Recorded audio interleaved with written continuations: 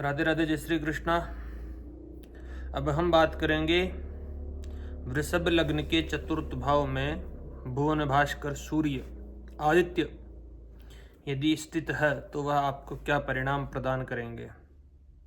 मित्रों, जैसा कि सभी वीडियो में हम देखते आए सूर्य का फल इस श्रृंखला में, सूर्य आपके तेज का कारक है, आपके प्रतिभा का कारक है, आपके शासन प्रशासन उच्च पद के कारक होते हैं। राजसी प्रवृत्ति के ग्रह है, राजा है, ग्रहों के भी राजा है और अपने ही घर में रहेंगे तो यो यो भाव स्वामी युक्तो दृष्टो व तस्यास्ति वृद्धि। चतुर्थ भाव की वृद्धि कर देंगे, सुख भाव व चतुर्थ भाव, यहीं से हम मकान, वाहन, भूमि, प्रॉपर्टी, नौकर चाकर, यश, कीर्ति, इनका विचार करते हैं तो इनमें नित्य नूतन वृद्धि करते रहेंगे। अच्छे आलीशान मकान देंगे, अच्छे नौकर चाकर देंगे, अच्छे वाहन देंगे आधुनिक, आपकी चौर कीर्ति होगी, आपका यश गुणगान होगा, सम्मान होगा हर जगह। यदि सूर्य पाप प्रभावी ना हो तो राजनीति के पदों में उन्नति कारक होगा, ठेकेदारी, सरकार में, शासन में अच्छे पदों पर आसीन होने वाला व्यक्ति होगा। तो हम एक श्लोक आता है, मैं मंगलाचरण करता हूं लेकिन किया नहीं। वरामिहिर का व्रत संहिता में आता, जयति जगत प्रसूतर विश्वात्मा सहज भूषणम नभसः द्रुत कनक सदृश दशशतमयूखमाला अर्चितः सविता। जयति सविता, भगवान सूर्य का प्रणाम करते हुए वीडियो में प्रवेश करते हैं। जैसे सूर्य ग्रहों में राजा होते हैं, सभी ग्रह सूर्य की परिक्रमा करते हैं, वैसे ही सूर्य से प्रभावित लोग, जो राजनीति है, जो राज सत्ता है, प्रत्येक व्यक्ति, प्रत्येक दिशा कहीं ना कहीं सत्ता से प्रभावित होती ही होती, उसी के इर्द गिर्द घूमते रहते हैं। कोई भी क्षेत्र हो वो सत्ता के इर्द गिर्द रहते, और सत्ता सूर्य की रहती है, सूर्य के चारों ओर सब परिभ्रमण करते हैं। सूर्य चतुर्थ भाव में रहेंगे तो बहुत कुछ आपके आसपास, सभी आपकी सेवा में तत्पर रहेंगे, ऐसा मैं कह सकता हूँ। आप अपना प्रभाव हर जगह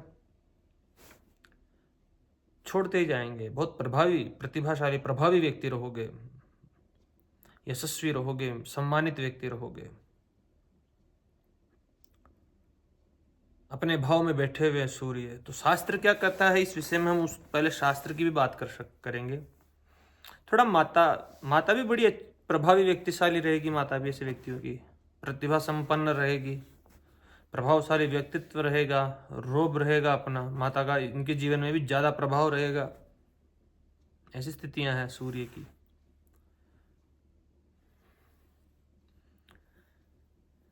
अपने घर में भी, अपने घर का राजा जिसको अपन कह सकते हैं, घर का तो राजा होगा ही होगा, मकान वाहन का।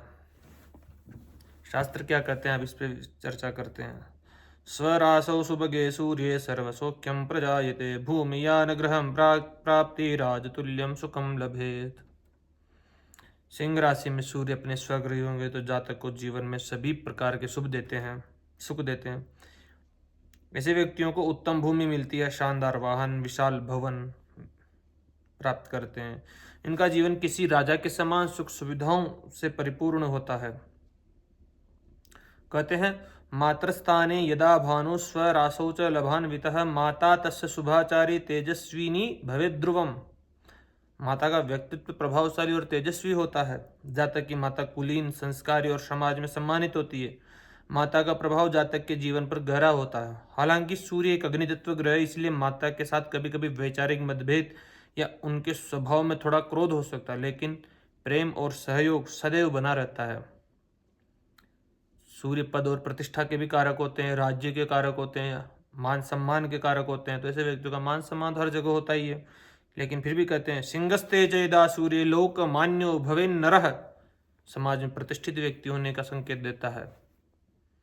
जातक अपने लोकप्रियता के कारण जनता के बीच प्रतिष्ठित होता है। राजद्वारे सदा पूजा जन संपर्क तो जय, उसे शासन प्रशासन राजनीति में महत्वपूर्ण या मान सम्मान प्राप्त होता, लोग उसके नेतृत्व और निर्णय लेने की क्षमता का लोहा मानते हैं। सूर्य चतुर्थ में बैठा बड़ा गंभीर भी बना देता है व्यक्ति को। कहते हैं, गंभीर हृदय जाता है स्थिर बुद्धि प्रतापि च गृह सौख्यम सदा तस्य बंधु वर्ग सुपूजित। अपने बंधुओं में कुटुंब के अंदर भी पूजनीय रहता है। जातक का हृदय विशाल होता है, विचार गंभीर होते हैं, वह अपने परिवार और मित्रों के बीच अत्यंत सम्मानित होता है, उसकी बुद्धि स्थिर होती है, वह अपने कुल का नाम रोशन करने वाला कुल दीपक होता है। दशम भाव को पूर्ण दृष्टि से देखेंगे, दशम भाव भी पद प्रतिष्ठा, यश, कीर्ति, राज्य, वैभव, कर्म है, इसके लिए भी अच्छी है। उच्चाधिकारी ऑफिसर बन सकता है अच्छा व्यक्ति, या अपने व्यवसाय करे तो शिखर पर जा सकता है व्यवसायिक जगत में, उसकी कीर्ति चारों ओर फैलेगी फैलेगी। जैसे राजनीति चाहे प्रशासनिक चाहे ठेकेदारी हो, या अपना जो भी पैतृक व्यवसाय है उसमें उन्नति कर सकता है व्यक्ति। स्वगृही होंगे तो स्वाभिमानी तो होना ही होना है। कभी कभी स्वाभिमान के कारण व्यक्ति को ज़्यादा संघर्ष करना पड़ता है, झुकना पसंद नहीं है। हो सकता है छाती में थोड़ा परेशानी रहे, क्योंकि हृदय का भाव भी चतुर्थ भाव है। छाती का क्षेत्र थोड़ा संवेदनशील हो सकता है। ऐसे व्यक्तियों को नियमित योग करना चाहिए। योग हो सकता है बीपी से जुड़ी समस्या उत्पन्न हो जाए, प्रशासनिक संपत्ति मिल सकती है, सरकारी संपत्ति मिल सकती है।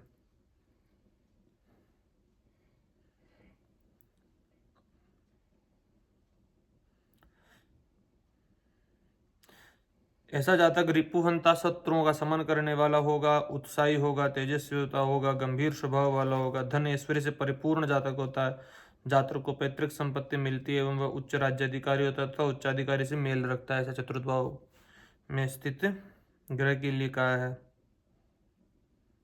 सरकारी काम में ठेकों में लाभ, राज दरबार में सिक्का रहेगा, यात्रा में मोती निपजेंगे, स्वर्ण ज्वेलरी शोरूम धातु के कार्यों से भी लाभ हो सकता है ऐसे व्यक्ति को। कुल मिलाकर के अच्छी स्थिति है। अब हम ग्रह युतियों की बात करें यहाँ पे,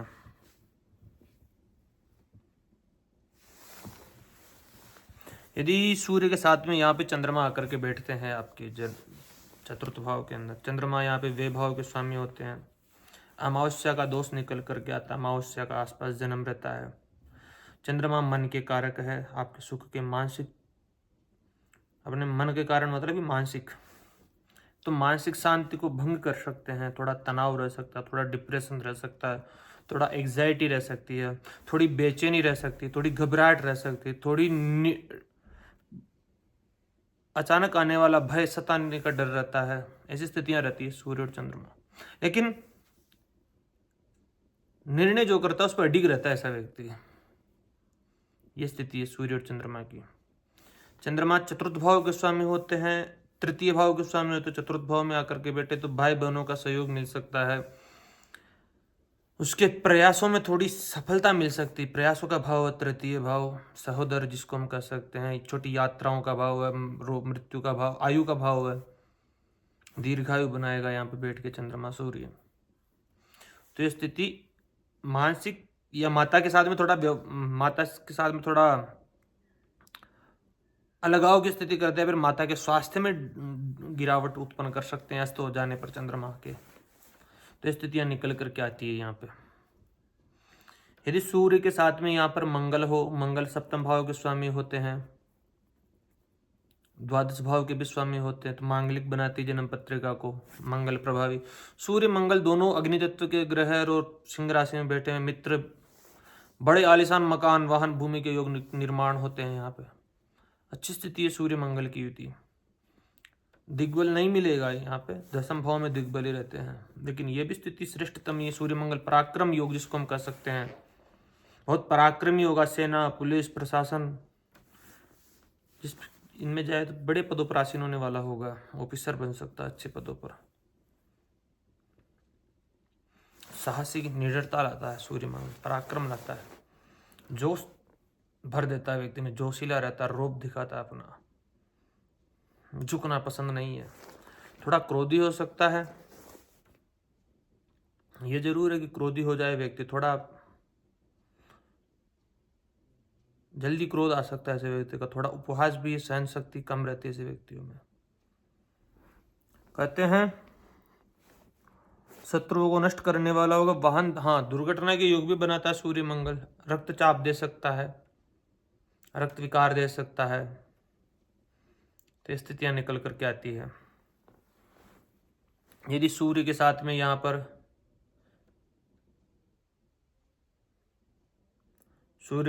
पे देवगुरु बृहस्पति हो, सिंह राशि में मित्र के राशि, सूर्य के साथ में यहाँ पर बुध हो, पंचम भाव के स्वामी होते हैं बुध।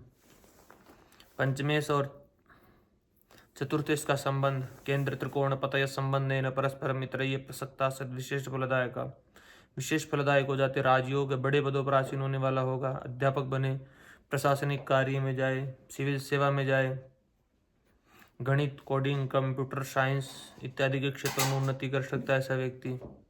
बहुत बुद्धिमान, बहुत तेजस्वी, बहुत ओजस्वी ऐसा व्यक्ति बन सकता है। राजयोग बड़े पदों पर आसीन होने वाला होगा ही होगा ऐसा व्यक्ति निश्चित तौर पर।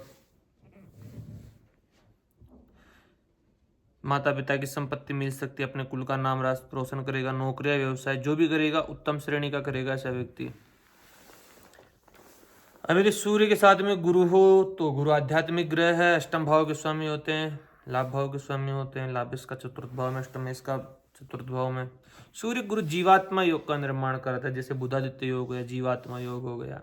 जीव है, आध्यात्मिक जगत में उन्नति करे, मोक्ष के मार्ग को जाए, योगी बने, योग नियम, यम नियमासन, प्रत्याहार, ध्यान, धारणा, समाधि, योग के क्षेत्र में योग का जिज्ञासा हो सकता है, गूढ़ विषयों का अध्येता हो सकता है, वेद पाठी हो सकता है कि ऐसा व्यक्ति प्रोफेसर हो, बड़े पदों पर आसीन होने वाला व्यक्ति हो सकता है। IAS IPS भी बन सकता है ऐसा व्यक्ति। और भी ग्रह स्थितियां जरूरी है, लेकिन सूर्य गुरु की युति जीवात्मा योग होने के कारण बहुत अच्छी युति है। अब आगे बात करें अपन, सूर्य के साथ में यदि शुक्र हो तो भोग विलासी बना सकता है, कला प्रेमी बना सकता है, संगीत में, फिल्म जगत में, अभिनेता में, अभिनय जो लग्जरियस जो लाइफ रहती है ऐसे व्यक्ति में डूब सकता है ऐसा व्यक्ति। घर सुंदर होगा, वाहन भी सुंदर होंगे, अच्छे ड्रेस अच्छा पहनेगा, जो भी पहनेगा ऐसा व्यक्ति होटल मैनेजमेंट का काम करे, रेस्टोरेंट चलाए, तेल का काम करे, सौंदर्य प्रसाधन के जो कार्य है उनमें उन्नति कर सकता है। ऐसी स्थितियां निकल के आती है।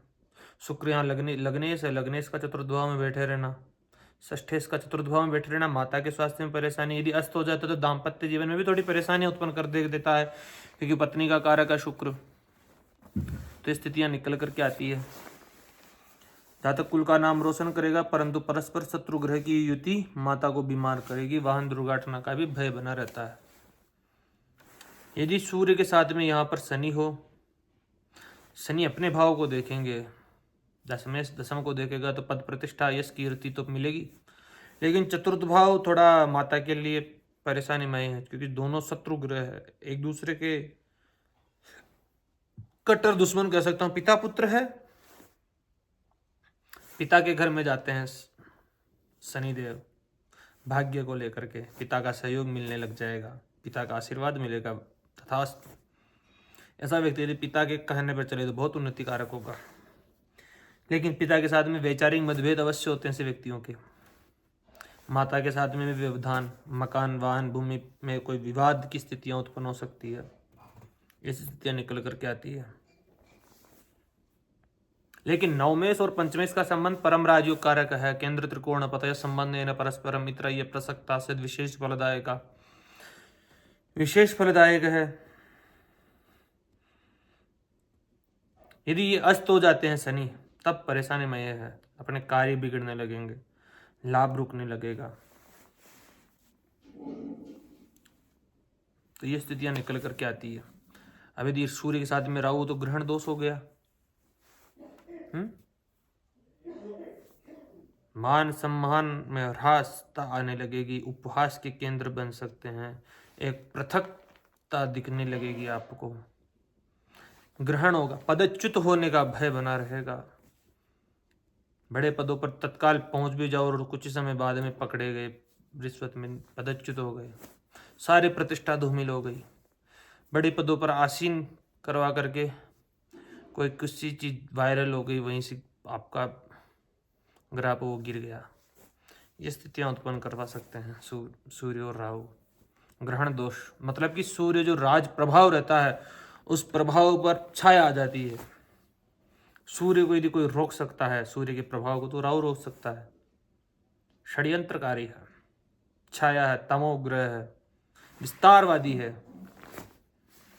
इसलिए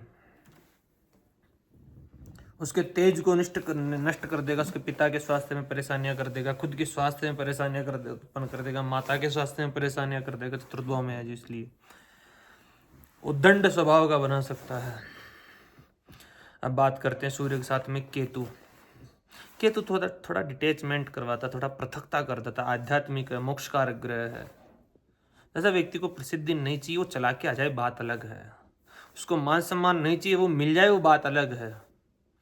वो आकांक्षा नहीं रखता किसी भी चीज की कि मुझे ये मिले, नहीं, वो आ गया तो ठीक है, आ गया। ऐसी स्थितियां उत्पन्न कर देता है। चला करके आ गए तो उसको ग्रहण कर लेगा, वो चला करके नहीं जाएगा कि मेरे को मान सम्मान चाहिए, मुझे प्रतिष्ठा मिलनी चाहिए, मेरे को तो मैं अपना रोब जड़ूंगा, नहीं। वो डिटैचमेंट कर देता है, उसको नहीं चाहिए ऐसा पद प्रतिष्ठा, यश कीर्ति राजसी सुख। वो आ जाए बात अलग है, लेकिन उसको नहीं चाहिए। ये बात प्रदर्शित होती है यहाँ पे सूर्य के साथ में केतु की युति। डिटैचमेंट करवा देता है, माता से थोड़ी पृथकता करा सकता है, पिता से पृथकता करा सकता है। तो अब हम अगले वीडियो में बात करेंगे वृषभ लग्न के षष्ठ भाव में सूर्य की स्थिति को लेकर के। धन्यवाद।